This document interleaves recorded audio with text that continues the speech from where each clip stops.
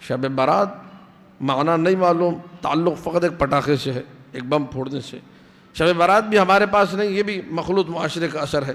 ہمارے پاس سرکار امام رضا علیہ السلام کا اللہم صلی علی محمد و آل محمد، جب ان سے پوچھا گیا کہ مولا یہ وہی شب برات ہے، کہا یہ نہیں ہے، باقاعدہ نفی کی ہے، یہ شب برات نہیں ہے۔ اب کسی کو برا لگتا ہے تو لگے، امام رضا سے جا کے بات کرے، السلام علیکہ یا غریب الغربا کہے، ان سے اپنا جواب لے۔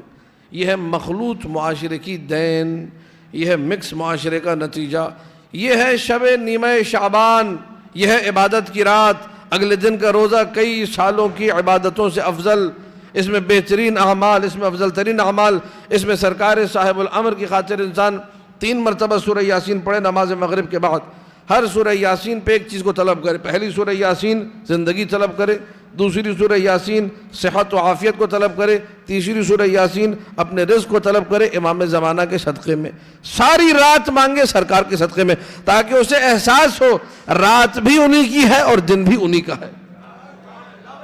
ہمارا ہر عمل کا کم سے کم ایک یہ رات ہے، 15 شعبان کی رات، اسے تو انسان سرکار صاحب الامر سے مختص کرے۔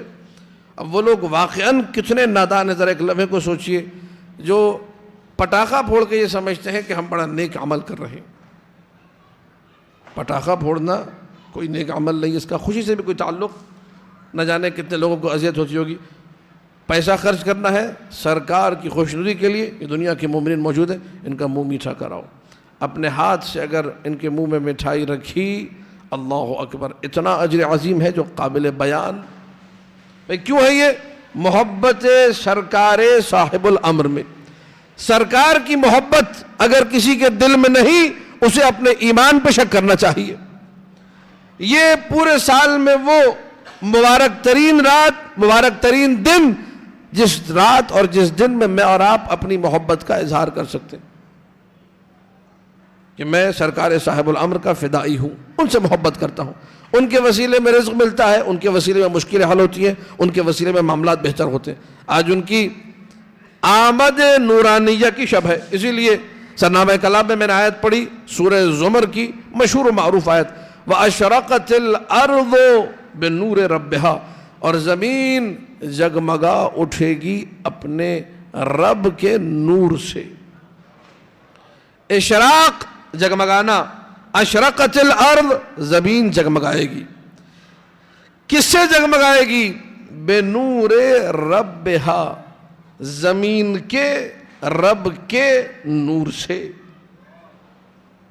ترجمے پہ غور کیجئے گا، زمین کے رب کے نور سے۔ کون جگمگائے گا؟ زمین جگمگائے گی۔ کس کے نور سے؟ زمین کے نور سے۔ زمین میں بھی ایک نور تو ہے نا، زمین کے رب کے نور سے۔ پوری توجہ رکھیے گا، یہ آیتیں اگر عقیدہ نہ ہو ہمارے پاس تو قابل حل نہیں ہے۔ انسان اندھیری وادیوں میں گم ہوتا چلا جائے گا، گھٹا ٹوپ اندھیروں میں حیران و پریشان رہے گا، کبھی اسے نتیجہ نہیں ملے گا اگر عقیدہ اس کا صحیح اور سالم نہ ہو۔